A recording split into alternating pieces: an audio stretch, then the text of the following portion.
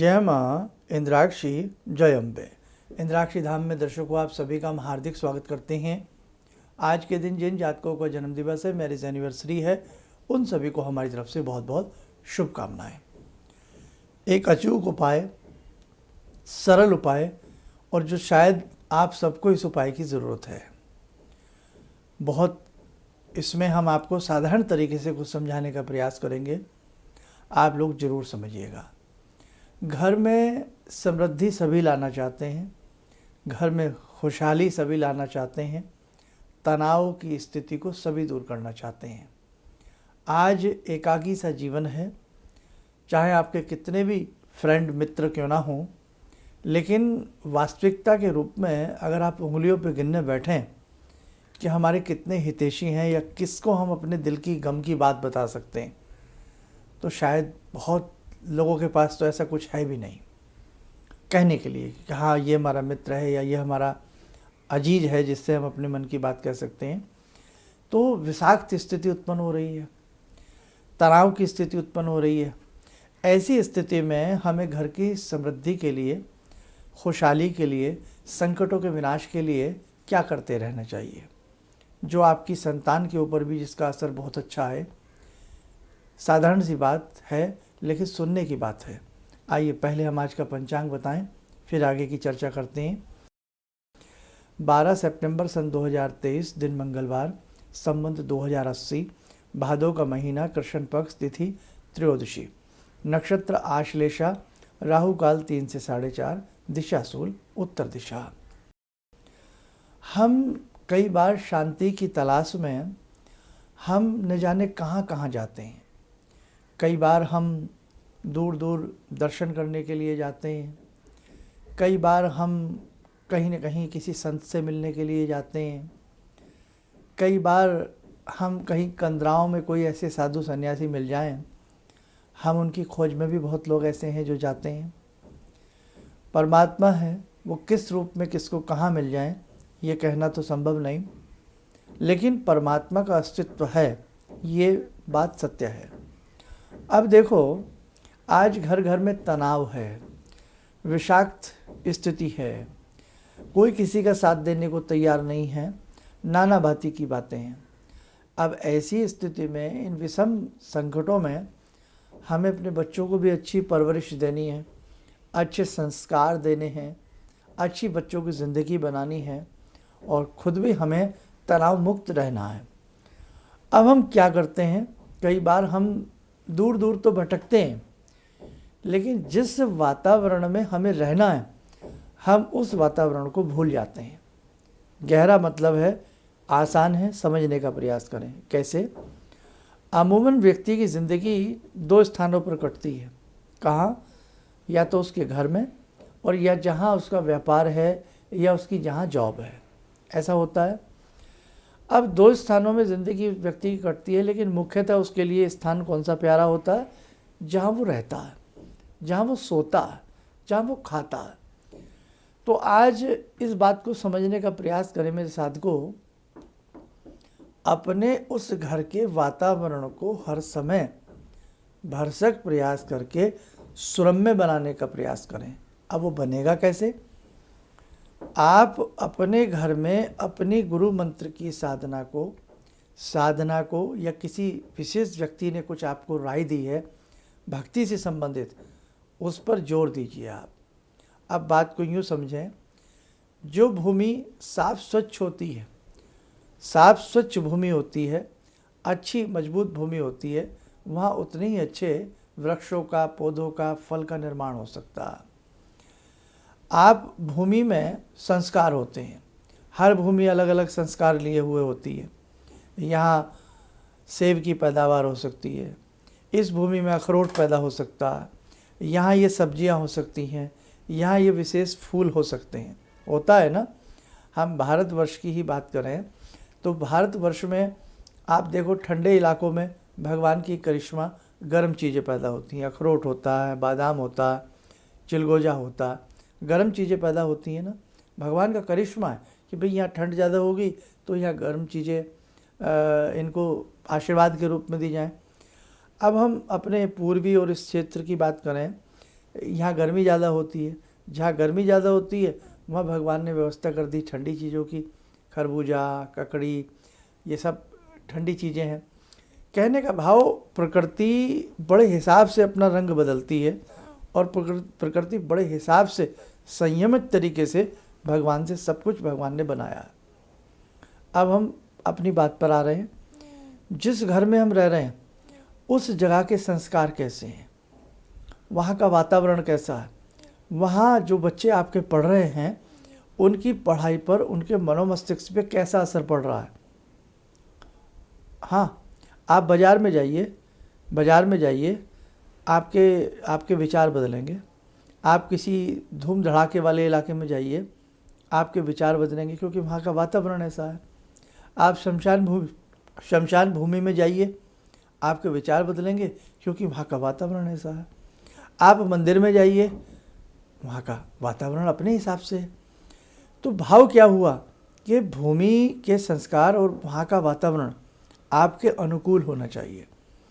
यदि व्यक्ति ने ये समझ लिया कि मैं अपने इस स्थान के वातावरण को अनुकूल बना दूं, तो आप मानना आपकी सारी बातें अनुकूल होने लगेंगी, आपका स्वास्थ्य अच्छा होने लगेगा, आपके बच्चे अच्छे से पढ़ने लगेंगे, आपका रोजगार अच्छे से चलने लगेगा। वातावरण ही अनुकूल नहीं है। मंदिर आपने घर में बनाया है, लेकिन मंदिर के अकॉर्डिंग आपका वातावरण नहीं है। कैसे? आप कभी जोत जला दी, कभी नहीं जला दी, कभी सफाई कर ली, कभी नहीं कर ली, धूल मिट्टी सब गंदगी जमी है। संस्कार माँ मंदिर के नहीं बन पाए। आप उथले मन से साधना कर रहे हैं, आप शुद्ध मन से साधना नहीं कर रहे। आप बोर होकर के मंत्र पढ़ते हैं, जम्भैया लेकर के मंत्र पढ़ते हैं, उदासी निराशाओं के साथ आप साधना कर रहे हैं, आपकी साधना सफल नहीं होगी। फिर भटकिए, आइए, अरे बहुत बढ़िया शर्मा जी, बहुत बढ़िया बता रहे हैं, इनसे कुंडली दिखा लो, ज़िंदगी बदल जाएगी। अरे साहब, वहाँ दरबार लग रहा है, वहाँ चले जाओ, वहाँ ज़िंदगी बदल जाएगी। आप जिस जगह पर रह रहे हैं वहाँ आपकी ज़िंदगी नहीं बदली, आप अपने आप को बदल नहीं पा रहे हैं। आप क्या उम्मीद लेकर के कहीं जाएंगे कि आपकी ज़िंदगी बदल जाएगी? क्या उम्मीद लेकर के आप हमसे कुंडली बनवाएंगे, हमसे हाथ दिखाएंगे, नाक कान पैर दिखाएंगे कि आपकी ज़िंदगी बदल जाए? पहला फॉर्मूला आपके अपने हाथ में है। जहाँ आप रहते हैं वहीं की भूमि को शुद्ध बनाइए, वहाँ वातावरण को शुद्ध बनाइए। वातावरण और पर्यावरण, वातावरण का बहुत बड़ा असर हमारे ऊपर पड़ता है। आप माने ना माने, ऋतुएं बदलती हैं, मौसम बदलते हैं, पर्यावरण का असर हमारे ऊपर आता। प्रकृति बदलती है, हमें दिखता, लेकिन हमने अपने वातावरण को नहीं बदला तो हमने कुछ भी नहीं बदला। इसलिए ध्यान रखो मेरे सैया, कहने की बात नहीं है कि आप जिस जगह रहते हैं उस स्थान को आप बदलने का प्रयास कर सकते हैं। आप कितने वास्तु के लिए लाफिंग बुद्धा रख लीजिए, कितने झूमर लटका लीजिए, कितने पिरामिड ज़मीन में दबा दबा के पैसा व्यर्थ कर दीजिए, कुछ नहीं होगा। आप कितनी बड़ी बड़ी पूजाएं अपने घर में बैठकर कर लीजिए और फिर उन्हें भूल जाइए। अब हमने खुशी से जन्माष्टमी मनाई, भगवान कृष्ण को याद किया और अगले दिन भूल गए। साल में क्या एक ही दिन भगवान कृष्ण का अस्तित्व है? हमने दिवाली मनाई, लक्ष्मी की पूजा की, दीपावली पे बहुत कुछ कर लिया और उसके बाद टाइम फिस हो गए। तो क्या लक्ष्मी माँ की एक ही दिन आवश्यकता है?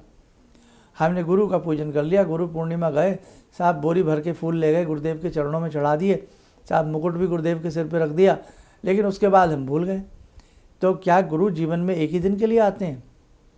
बच्चे को किताब ला कर के दी, जिस दिन बच्चे की किताबें आई, हमें भी वो छोटपन बचपन याद है, आपको भी होगा, अपने बच्चों को भी हम देखते हैं, आप भी देखते होंगे। जब किताबें आई, बच्चे बड़े संभाल के उन किताबों को रखते होते थे, हम लोग नई नई उन पर जिल्द चढ़ाते थे, कागज़ वागज लाते थे, बांस पेपर लाते थे एक दिन के लिए। लेकिन जिस बच्चे को पढ़ना नहीं होता था उसके बाद पता ही नहीं किताबें कहाँ पढ़ी हैं, बच्चा कहाँ पढ़ा है।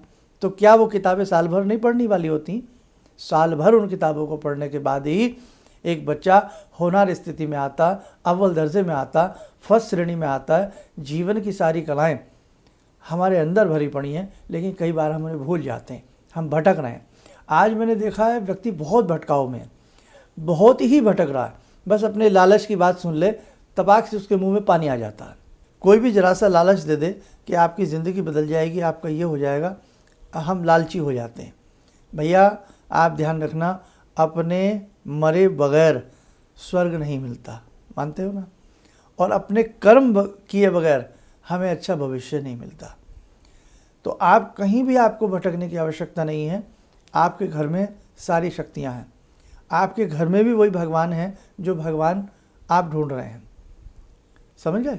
तो इसीलिए ध्यान रखना, आज की जो सब्जेक्ट है, आज की जो शिक्षा है वो ये है कि अपने वातावरण को सही बना लीजिए। हम कहीं कहीं किसी से मिलने जाते हैं, कहीं बैठते हैं, आप यकीन मानिए आपके साथ भी ऐसा होता होगा। 1 मिनट मन नहीं लगता, मन करता है यहाँ से उठो, यहाँ से भागो। क्यों? वहाँ के वातावरण अजीब सा हो रखा है। और कहीं कहीं हम जाते हैं, उठने को मन नहीं करता, साहब बैठे रहो और बैठे रहो और बैठे रहो। किसी से मिले तो और जी करे और इनके पास बैठो और इनके पास बैठो और इनसे सुनो, अपनी कहो। तो ये सब क्या है? कहीं ना कहीं पॉजिटिव आपस में जो ऊर्जा है वो हमारी तालमेल मिलाती है। हम किसी ऐसे मंदिर में चले जाते हैं, ऐसे संतों के स्थान पे चले जाते हैं, विचार बदल जाते हैं साहब। तो इसीलिए ध्यान रखें, आप जिस घर से नाता ज़िंदगी भर के लिए है, वहाँ के संस्कारों में अच्छा बीजारोपण करिए, वहाँ के संस्कार अच्छे उत्पन्न कीजिए, वहाँ ऊर्जा उत्पन्न करिए। आपको किसी वास्तु की आवश्यकता नहीं पड़ेगी, आपको किसी यंत्र की आवश्यकता नहीं पड़ेगी। बस जीवन में एक गाइड चाहिए जिसे हम गुरु कहते हैं। गुरु बिन गति नहीं, गुरु बिन ज्ञान नहीं। गुरु बनाइए, और नहीं भी आप गुरु बनाना चाहते तो भगवान शिव को शास्त्रों ने सम्मति से कहा है, भगवान शिव को हम अपना गुरु सिरोधार्य कर सकते हैं। भगवान शिव को गुरु बनाइए और उन्हीं से आज्ञा लेकर के आप भगवान शिव के किसी भी मंत्र को एक सच्ची और आत्मा से निष्ठा भरे रूप में जपना प्रारंभ कर दीजिए। जल अपने समीप रखिए, वही मंत्र पढ़ते हुए जिस घर में आप रहते हैं लैट्रिन बाथरूम को छोड़ के सारे घर में जल का छींटा दीजिए। उसी घर में स्वाध्याय कीजिए, कभी रामायण पढ़िए, कभी गीता जी का पाठ करिए। अच्छा अपने घर में अच्छे पुराण लाइए, यानी कि 18 पुराण हैं, पुराण रखिए अपने घर में। आप और भी धार्मिक जो भी आपका मन करता है वो लाइए, गीता प्रेस से खरीदिए। और देखो आपके घर का अगर संस्कार बदलेगा, आपको बच्चों के कान ऐंठने की ज़रूरत नहीं है, आपके बच्चे अपने आप पढ़ने लगेंगे। आपके घर में अपने आप सब पॉजिटिव प्रवाह बह निकलेगा और आपके सारे कार्य बनने लगेंगे। बहुत लोग उठ जाते हैं, उठते ही उनके बिस्तर दाएं बाएं पड़े रहते हैं और शाम तक ऐसे ही पड़े रहते हैं। गलत बात है। बच्चों को भी अच्छा संस्कार दीजिए। हम बाहर से आए, कपड़े चेंज किए, कहीं भी दाएं बाएं हमने फेंक दिया, क्या संस्कार है घर में?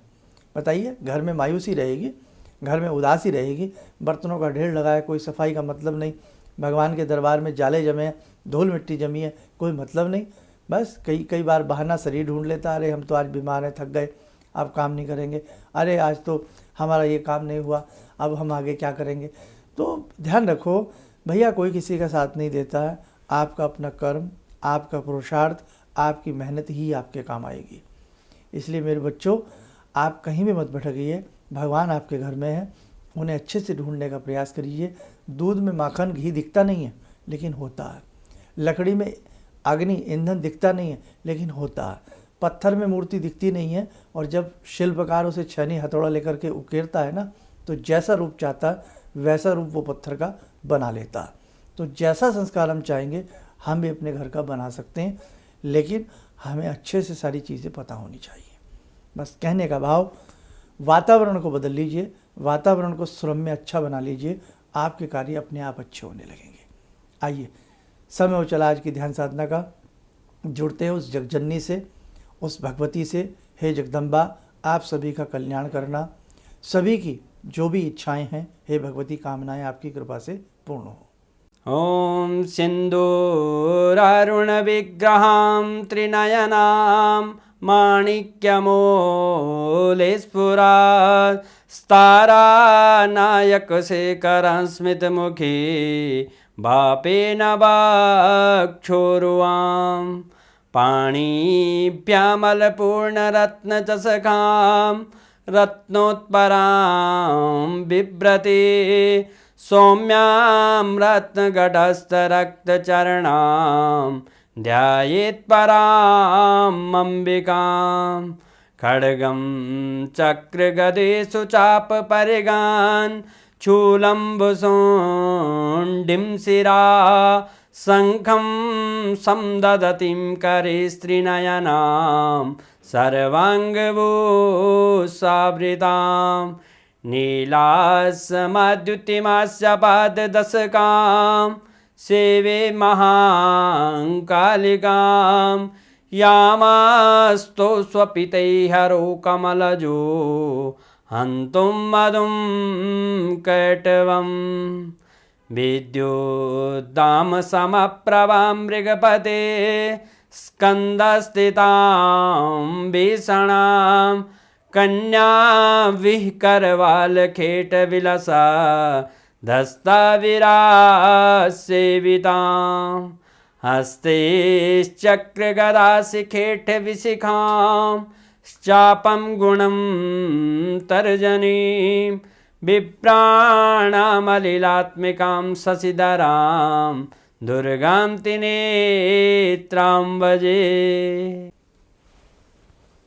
कवच बना लें, ध्यान करें, भगवती का शुभ आशीष हम सबके ऊपर बरस रहा है।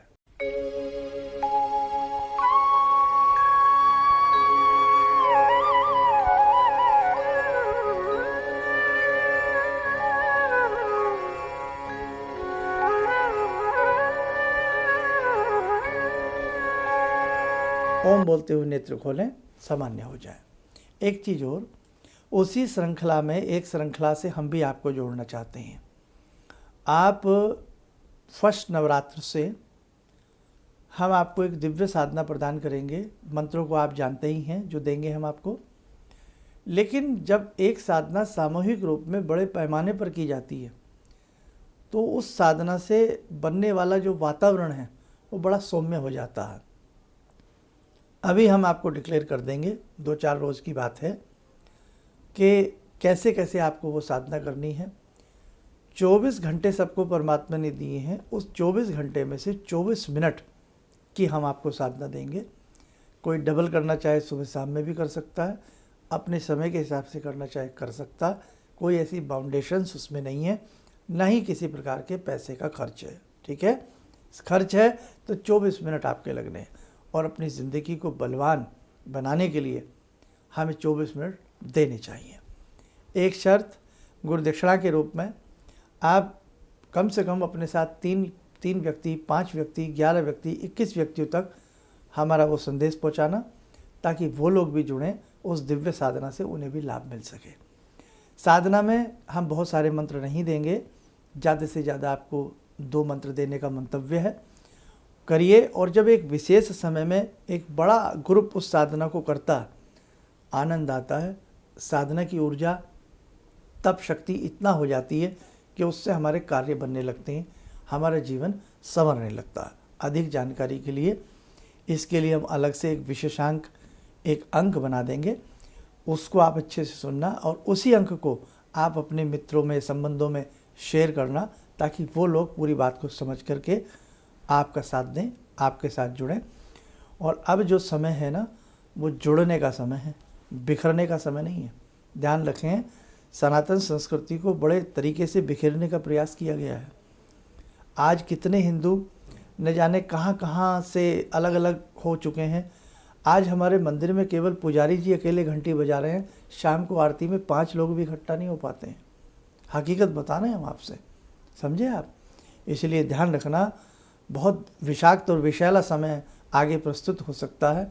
हमें एकजुट होकर के रहना है, और इस साधना का ये भी संदेश होगा कि हम लोग जुड़ जाएं, और जुड़ करके हम एक प्रचंड शक्ति का उद्भव करें, उत्पन्न प्रचंड शक्ति को करें, जिससे सभी के लाभ मिलें और कुसंस्कार उस प्रचंड शक्ति में, अग्नि में जल करके भस्म हो जाएं।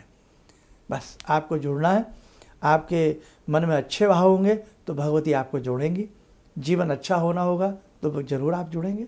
तो बस आज इतना ही हम आपको कहना चाहते हैं, और पूरा संदेश आपको हमारे विशेष अंक से प्राप्त हो जाएगा। आप स्वस्थ रहें, सुखी रहें। इन्हीं शुभकामनाओं के साथ हम अपनी वाणी को विराम देते हैं। जय जय अम्बे। जिंदगी के इस प्रवाह में तमाम लोग डिप्रेशन के इस हालात से गुजर रहे हैं। सफलता असफलता अपनी जगह की बात है, लेकिन पता नहीं कितने सारे लोगों को इन्होंने डिप्रेशन से उबारा है, नया मोटिवेशन दिया है काम का। इनका जो एक अनुभव था कि एक मेरी बातें इनसे लगातार कभी कभार हो जाया करती हैं। एक दिन मेरी बात हो रही थी, अचानक इन्होंने प्रश्न किया कि क्या आपके यहाँ कौवे आ रहे हैं। मैं बहुत तेज चौंका।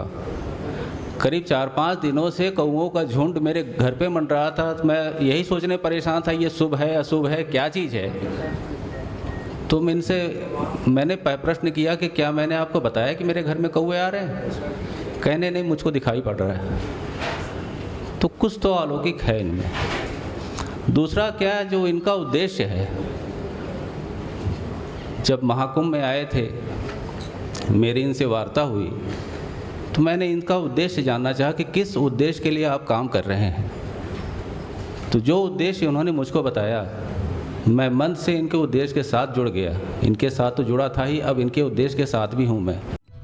किसी भी समस्या के समाधान के लिए मिले प्रसिद्ध हस्तरेखा एवं वास्तु विशेषज्ञ प्रोफेसर धर्मेंद्र शर्मा जी से।